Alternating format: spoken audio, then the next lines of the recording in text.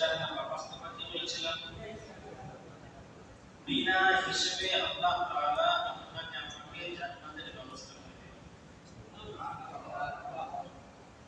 আবার বলেছিল 1 নাম্বার কি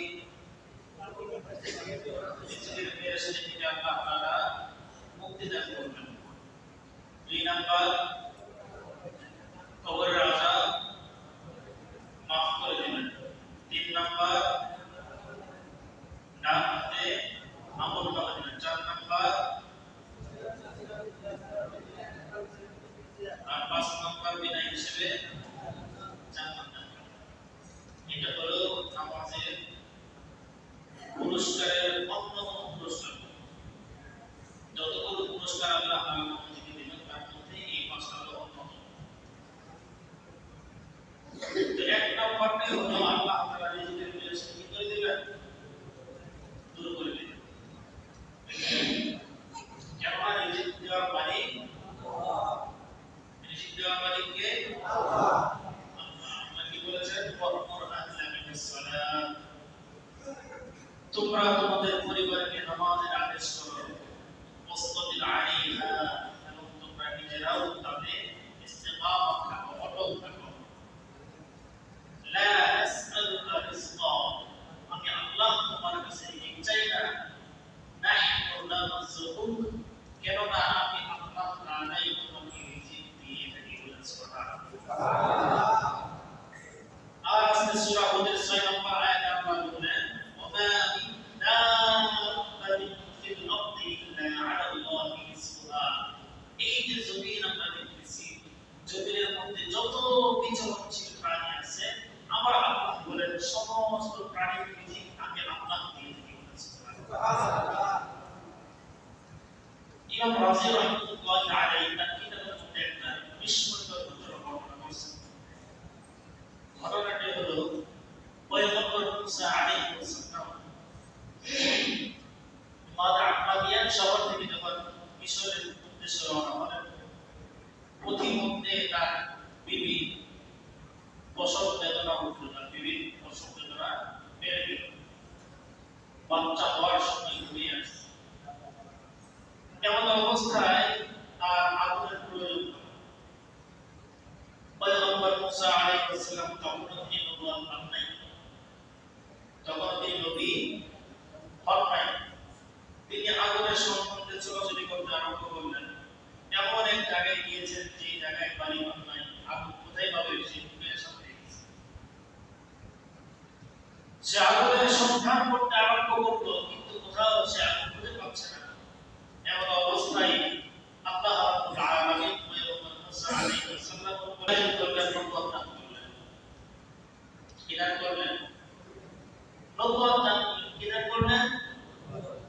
নবুয়ত দান করলেন। তিনি নবী হয়ে গেলেন। তিনার কাছে একটা জিম্মাদারি চলে আসলো, উম্মতের জিম্মাদারি। কিসের জিম্মাদারি? সবাই বলেন কিসের জিম্মাদারি? উম্মতের জিম্মাদারি পয়গম্বর মুসা আলাইহিস সালামের উপর চলে আসে।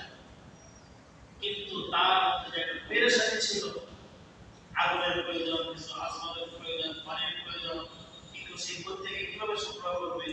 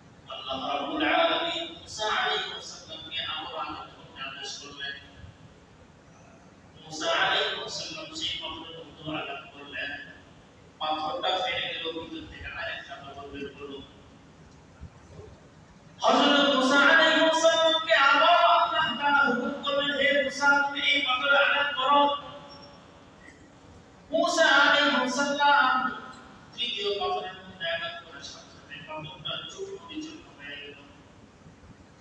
এমত অবস্থায় ওই পাথর থেকে একটা ছোট্ট কীট বের হলো, যে কীটের মুখের মধ্যে বারো বানানো খাদ্য দেখা যায়। পয়গম্বর মুসা আলাইহিস সালাম এই কীটের মুখের দিকে তাকিয়ে আশ্চর্য হয়ে গেলেন। এবার বলেন তো এই কীটকে পালতেছেন কে? আল্লাহ। এই যে তিনটা পাথরের ভিতরে এই পোকাটা দেখা গেল, এই কীটটা দেখা গেল, সেই কীটের মুখে যে একটা খাদ্য বাদুড়ার মতো একটা খাদ্য তার মুখের মধ্যে উঠিয়ে দিয়েছেন কে? আল্লাহ। আল্লাহ রাব্বুল আলামিন মুসা আলাইহিস সালামকে দিলেই বুঝালেন, এই কীটকে যদি আমি খাদ্য দিয়ে মারতে পারি, রিজিক দিতে পারি, তোমার কিসের পানি পেরেশানি, তোমার পেরেশানি আল্লাহ তাআলা সুবহানাল্লাহ। হযরত মুসা আলাইহিস সালামকে আল্লাহ রাব্বুল আলামিন ওই কীটের কথাগুলো বোঝার শক্তি দান করলেন, শোনার শক্তি দান করলেন। পয়গম্বর মুসা আলাইহিস সালাম ওই কীটের কথাগুলো শুনতেছেন এবং বুঝতেছেন। তিনি বললেন, কীটের জবান আল্লাহ খুলে দিল, কীট বলতে আরম্ভ করলো, সুবহানাল্লাহ, পবিত্রতা আমার আল্লাহ। বলেন তো পবিত্রতা কার? আল্লাহ। সবাই বলেন তো পবিত্রতা কার? আল্লাহ। ওই কীট আল্লাহ তাআলার পবিত্রতা বর্ণনা করলেন, এরপর বললেন, মাইয়ানি, যিনি আমাকে দেখেন। পবিত্রতা ওই আল্লাহ যিনি আমাকে দেখেন। ওয়াসমাউ কালামি, যিনি আমার কথাগুলো শ্রবণ করেন। বলতে এগুলা কে বলতেছে? ওই পোকা। ওই পোকাটা বলতেছে আল্লাহ আমার পবিত্রতা। পবিত্রতা আমার সেই আল্লাহ যিনি আমাকে দেখেন এবং আমি যে কথাগুলো বলি সেই কথাগুলো আমার আল্লাহ তাআলা শুনেন। এরপরে বলেন, ওয়ারসুকুনি, এবং আমাকে রিজিক প্রদান করেন। কি করেন? রিজিক প্রদান করেন। ওয়ায়ারিফু মাকানি, এবং আমার অবস্থা সম্পর্কে তিনি জানেন। এরপরে কি বলতেছেন? ওয়ায়ারহুনি, এবং আমি পোকাকে যিনি স্মরণ রাখেন। ওয়ালা ইয়ানসানি, এবং আমাকে কখনো ভুলেন না। কে বললো এই কথাগুলো? পোকা বললো। কি বললো? যে ওই আল্লাহ তাআলার পবিত্রতা, যিনি আমাকে দেখেন, যিনি আমাকে খাওয়ান, যিনি আমার কথাগুলো শ্রবণ করেন, যিনি আমাকে রিজিক দান করেন, যিনি আমাকে স্মরণ করেন, যিনি আমাকে কখনো ভুলেন না। এবার বলেন, ওই কীটের মূল্য বেশি, ওই পোকার মূল্য বেশি না আমাদের মূল্য বেশি? বুঝে বলেন, কাদের মূল্য বেশি? আল্লাহ তাআলা আমাকে আপনাকে আমাদের সকলকে বানিয়েছেন আশরাফুল মাখলুকাত, সৃষ্টির সেরা নবী।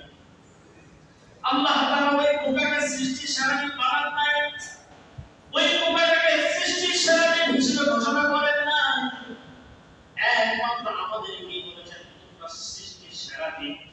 তাহলে একটা পোকা যদি আল্লাহ তাআলা তিনটা ইটের ভিতর, তিনটা পাথরের ভিতর রিজিক প্রদান করতে পারেন, তার খোঁজখবর রাখতে পারেন, তার কথাগুলো শুনতে পারেন, তার দেখভাল করতে পারেন, আমরা যে আশরাফুল মাখলুকাত আমাদের দেখভাল কেন করবেন না?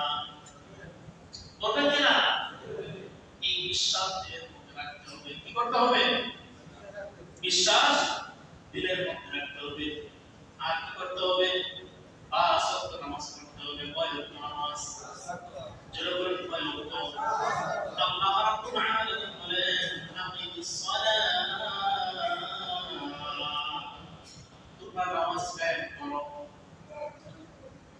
সূরা বাকারার আয়াতের মধ্যে আল্লাহ তাআলা বলেন, হাফিজু আলাস সালাওয়াত, হে মুমিন তোমরা নামাজের প্রতি যত্নবান হও। কিসের প্রতি?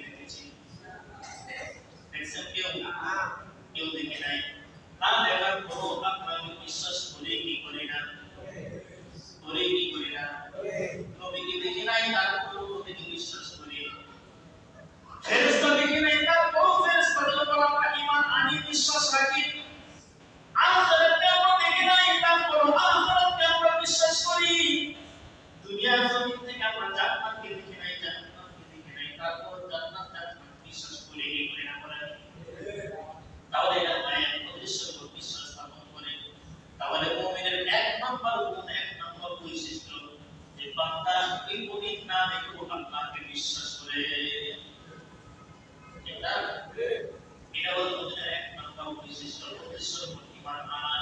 2 নাম্বার বৈশিষ্ট্য হলো ইকিমুস সালাত, তারা নামাজ কায়েম করে। কি করে? নামাজ কায়েম করে।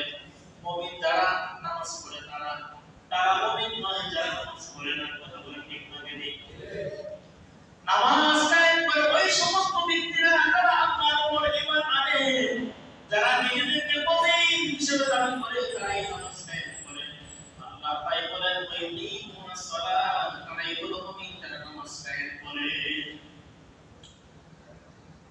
রাসূলুল্লাহ সাল্লাল্লাহু আলাইহি ওয়াসাল্লাম বলেন লা ঈমানা লিমান লা আমানাতা লাহ, সেই ইমানদার নয় যার মধ্যে আমানতদারি নাই। সেই ইমানদার নয় যার মধ্যে কি নাই? সবাই বলেন কি নাই? আমানতদারি নাই। যে আমানত রাখতে পারে না, যে আমানতকে খেয়ানত করে, সে মুমিন না, সে ইমানদার না। এটা কার কথা? রাসূলের কথা। কার কথা? রাসূলুল্লাহ সাল্লাল্লাহু আলাইহি ওয়াসাল্লাম বলেন লা ঈমানা লিমান লা আমানাতা লাহ, সে মুমিন নয়, সে ঈমানদার নয় যার মধ্যে আমানতদারিতা নাই। এরপর রাসূল আমার বলেন ওয়ালা সালাতা লিমান লা উযরা লাহ, যার মধ্যে তার জন্য নামাজ নয়, যার মধ্যে পবিত্রতা নাই। তাহলে পবিত্রতা ছাড়া নামাজি হওয়া যায় না, পবিত্রতা ছাড়া নামাজি হওয়া যায় না, আমানতদারিতা ছাড়া ঈমানদার হওয়া যায় না। বলেন তো পবিত্রতা ছাড়া নামাজি হওয়া যায় না। নামাজ পড়ার জন্য, নামাজ আদায় করার জন্য আগে শর্ত হলো নিজেকে পবিত্র বানানো। কথা বলতে ঠিক না বেঠিক?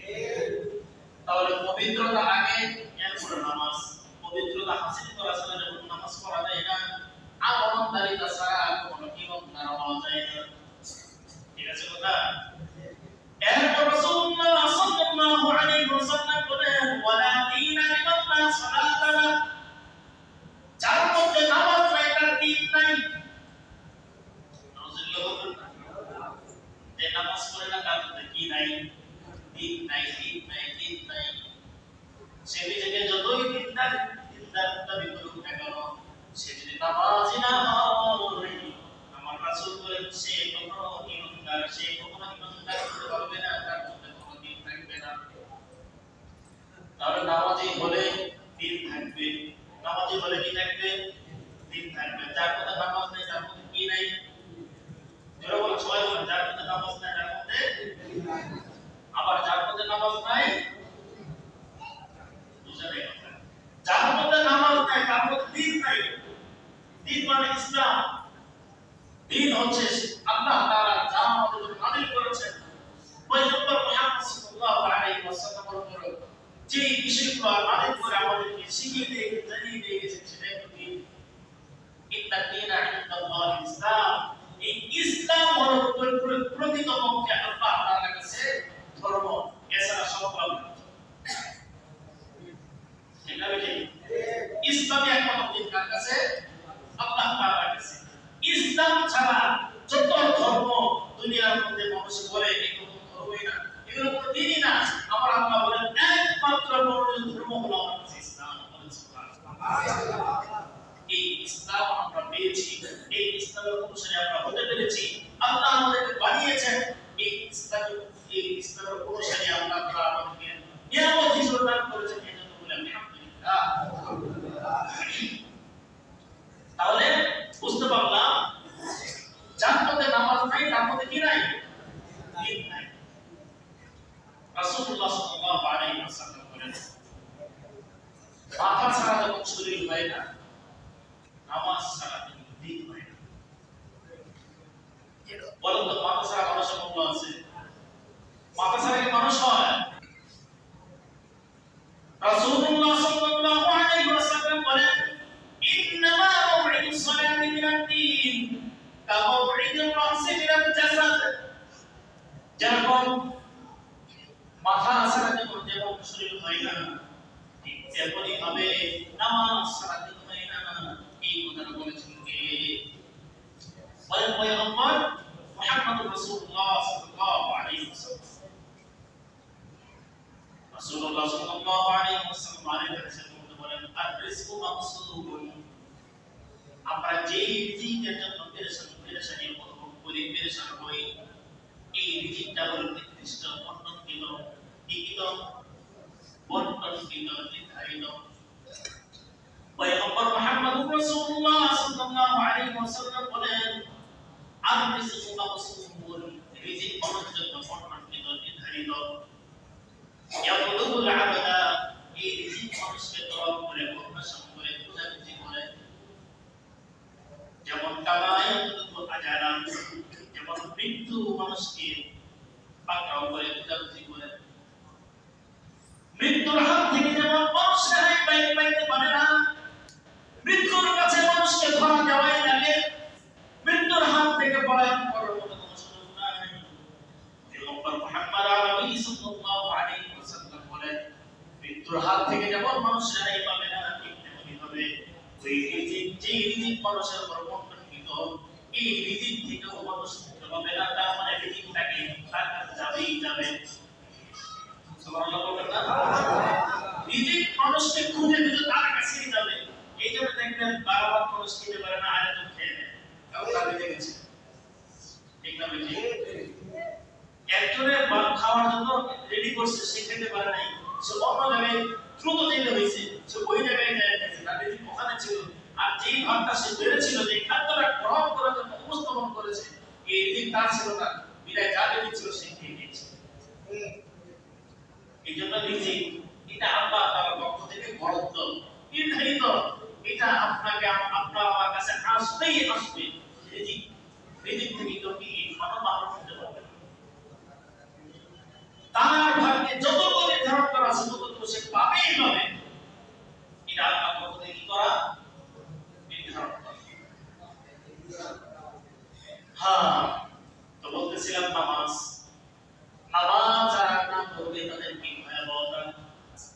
পয়গম্বর মুহাম্মদ আরবি সাল্লাল্লাহু আলাইহি ওয়াসাল্লাম বলেন, যে ব্যক্তিরা নামাজের প্রতি বেজ্ঞান, অমনোযোগী, নামাজগুলো সঠিকভাবে দায়িত্ব সহকারে আদায় করে না, তাদেরকে যতগুলো বালা মুসিবতে আক্রান্ত করবে, তার মধ্যে উল্লেখযোগ্য কয়েকটা, তার মধ্যে একটা হলো তার রিজিকের মধ্যে বরকত থাকবে না। বলেন না আলহামদুলিল্লাহ। রিজিকের মধ্যে কি থাকবে না? বরকত থাকবে না। অনেক টাকা কামাই করবে, কিন্তু তার মধ্যে পেরেশানি থেকেই যাবে। এক লোক 15,000 টাকা দিয়ে তার সংসার সুন্দরভাবে চালায়, কোনো পেরেশানি নাই। আরেক লোক মাসে 50-60 টাকা কামাই করবে, তার কোনো পেরেশানি, আরো দরকার, আরো দরকার। এরকম দুনিয়ার মধ্যে হয় কি হয় না? এটা হওয়ার এক নাম্বার কারণ সে নামাজ থেকে গাফেল। বুঝে আসছে কথা? তাহলে যে ব্যক্তি নামাজ সঠিক সময়ে সঠিকভাবে আদায় করবে না, তাকে যে মুসিবতটা দেখা দিবে, তার মধ্যে এক নাম্বার মুসিবত, রিজিকের মধ্যে বরকত থাকবে না। কি থাকবে না? বরকত থাকবে না। দুই নাম্বারে মুসিবত, পয়গম্বর আরবি সাল্লাল্লাহু আলাইহি ওয়াসাল্লাম জানিয়ে দেন, যে ব্যক্তি 5 ওয়াক্ত নামাজ গুরুত্ব সহকারে আদায় করবে না, তার মৃত্যুর সময় এমন পিপাসার্ত ক্ষুধার্ত অবস্থায় মারা যাবে, রাসূলুল্লাহ সাল্লাল্লাহু আলাইহি ওয়াসাল্লাম বলেন, তার ওই মৃত্যুর সময় যে সাগরের পানি তার সামনে উপস্থাপন করা হয়, আর সমস্ত সাগরের পানি তাকে পান করানো হয়, এরপরও তার পিপাসা মিটবে না। জোরে কথা না মুসলিম? নাউজুবিল্লাহ। এটা কিসের শাস্তি? নামাজ না পড়ার শাস্তি। দুনিয়ার মধ্যে না, দুনিয়া থেকে যাওয়ার পরে এটা দুনিয়া নেই, অনেক মানুষ একটু ভালো যায়। বুঝতে পারছেন? সাগরের পানি যদি তার সামনে উপস্থাপন করা হয়, আর সম্পূর্ণ যদি তাকে পান করানো হয়, এমন পিপাসা আল্লাহ তাকে দান করবেন, যে পিপাসা থেকে সে মুক্তি পাবে না। সাগরের পানি শেষ হয়ে যাবে, তার পুরো কাপড় থেকে পরের নামাজ আযাব তাকে রকম আযাব রকম। এই আযাব থেকে মুক্তি দরকার আছে না নাই? মুক্তির উপায় কি? নামাজ পড়া। মুহাম্মদ আরবি সাল্লাল্লাহু আলাইহি ওয়াসাল্লাম বলেন, ওই বান্দাকে 3 নাম্বার যে শাস্তি দেওয়া হবে, তার কবরকে সংকীর্ণ করে দেওয়া হবে। বেনামাজি যখন ইন্তেকাল করবে, যখন তাকে দাফন করা হবে, দাফন করার পর ওই কবরটাকে সংকীর্ণ করে দেওয়া হবে। রাসূল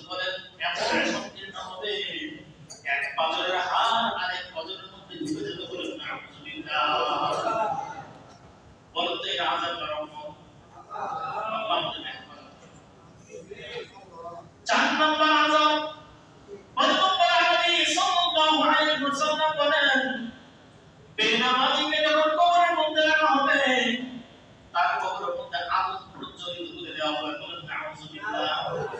এখন ধাও ধাও করে চলতে আরম্ভ করবে, তাকে পুরে সারকার করে ফেলবে। এ হলো 4 নম্বর শাস্তি। 5 নম্বর শাস্তি রাসূলুল্লাহ সাল্লাল্লাহু আলাইহি ওয়াসাল্লাম বলেন, বেনামাজিকে যখন কবরে রাখা হয়, ওই কবরের মধ্যে আল্লাহ তাআলার পক্ষ থেকে এমন বিশাল বড় একটা সাপ নিযুক্ত করা হয়, যার দৈর্ঘ্য হলো 1 দিনের রাস্তা। কয় দিনের রাস্তা? এটাকে হেঁটে হেঁটে না বিরক্তি এটা বলা হয়নি, শুধু বলা হয়েছে 1 দিনের রাস্তা। যদি আমরা হেঁটে হেঁটেও করি, তার মধ্যে কত বড় সাপ, ঠিক না? কয় দিনের রাস্তা? এটা কিসের ধরলো? ওই সাপটার ধরবো হবে। বেনামাজি কবরের মধ্যে যে সাপটা নিযুক্ত করে দেওয়া হবে, তার ধরবো হবে 1 দিনের রাস্তা। কয় দিনের রাস্তা? 1 দিনের রাস্তা। চোখগুলো হবে আগুনের। আগুন যেমন চলতে চলতে একটা কার হয়, লাল হয়, নীল বর্ণ হয়ে যায়, ওই সাপের চোখগুলো এরকম আগুনের চোখে রূপান্তরিত হবে। রাসূলুল্লাহ সাল্লাল্লাহু আলাইহি ওয়াসাল্লাম বলেন, ওই সাপের যে লোমগুলো আল্লাহ তাআলা করেছেন, সেই লোমগুলো লোহা। কিসের? লোহা। যারা বলেন না কিসের? লোহা। পয়গম্বর আরবি সাল্লাল্লাহু আলাইহি ওয়াসাল্লাম বলেন, এই সাপ, ওই সাপ বেনামাজিকে লক্ষ্য করে বলবে, এমন একটা গর্জন আওয়াজ দিবে, বিজলি যেরকম চমকায়। চমকানোর আগে একটা শব্দ হয় কি হয় না? বর্তমান শব্দ হয় না? বর্তমান শব্দে আমরা কি আনন্দিত হয়ে ভীত হয়ে যাই? যেটা বলেন না, বর্তমান থেকে আমরা আনন্দিত হই না ভীত হয়ে যাই? আমরা ভীত হয়ে যাই, আমাদের ভিতরে একটা ভয় ঢুকে পড়ে। পয়গম্বর আরবি সাল্লাল্লাহু আলাইহি ওয়াসাল্লাম হাদিস থেকে বলা যায়, ওই যে সাপ কবরের মধ্যে বেনামাজির জন্য নিযুক্ত করা হবে, সে এমন একটা গর্জন দিবে, বর্তমানের আওয়াজের মধ্যে একটা গর্জন দিবে, গর্জন দিয়ে বলবে, আমাকে আল্লাহ তাআলা নিযুক্ত করেছেন তোমাকে ধ্বংস করার জন্য। বলেন নাউযুবিল্লাহ। ফজর নামাজ না পড়ার কারণে ফজর থেকে জোহর পর্যন্ত বঞ্চন করতে থাকবে। জোহরের নামাজ আদায় না করার কারণে জোহর থেকে আসর পর্যন্ত ওই সাপ বেনামাজি দংশন করতে থাকবে। আসরের নামাজ না পড়ার কারণে আসর থেকে মাগরিব পর্যন্ত ওই সাপ দংশন করতে থাকবে। এরকম 5 ওয়াক্ত নামাজ একটার পর একটা বান্দা যদি 1 মাস 2 মাস 1 মাস 2 মাস 3 মাস 1 বছর 2 বছর 3 বছর, তার যত বড় এরকম গ্যাপ থেকে যাবে, নামাজের গ্যাপ থাকবে, সে এই পরিমাণ আল্লাহ তাআলার কাছে ওই সাপ থেকে দিতে হবে। বলেন নাউযুবিল্লাহ। রাসূলুল্লাহ সাল্লাল্লাহু আলাইহি ওয়াসাল্লাম বলেন, বেনামাজিকে ওই সাপটা এমন একটা সুবল দিবে, এমন ভাবে তাকে সবল করবে, এমন ভাবে তাকে দংশন করবে, এক সবলের কারণে এক সবলের বিষ দিয়ে 1 সবলের হাতে ওই বেনামাজি ওই কবরের মধ্যে 70 হাত মাটির নিচে চলে যাবে। বলেন নাউযুবিল্লাহ। কত হাত মাটির নিচে? 70 হাত মাটির নিচে চলে যাবে। এটাতে আবার সে ইসরাইল বলবে, খামচি দিয়ে টেনে ধরবে, আবার দংশন করবে, আবার 70 হাত মাটির নিচে চলে যাবে, আবার তাকে এরকম টেনে ধরা হবে, আবার দংশন করবে। এইভাবে কিয়ামত পর্যন্ত তার উপর আল্লাহ তাআলার আযাব চলমান থাকে। বলেন নাউযুবিল্লাহ। এই আযাব কি আমরা গ্রহণ করতে পারবো? পারবো? সম্ভব? 1 ঘন্টা 5 মিনিট 1 মিনিট শাস্তি শুনলাম এবং স্বীকার করলাম যে না আমরা গ্রহণ করতে পারবো না, তাই তো? ঠিক না? এই শাস্তি আমরা গ্রহণ করতে পারবো না, এটা সহ্য করতে পারবো না। যে কথাগুলো বললাম, আল্লাহ রাব্বুল আলামিন আপনাকে আমাকে আমাদের সকলকে নামাজের তাকিদ নিজের মধ্যে আনয়ন করে 5 ওয়াক্ত নামাজ সঠিক সময়ে পড়ার তৌফিক দান করুন এবং নামাজ বেনামাজি যে শাস্তি, এই শাস্তি থেকে আমাদের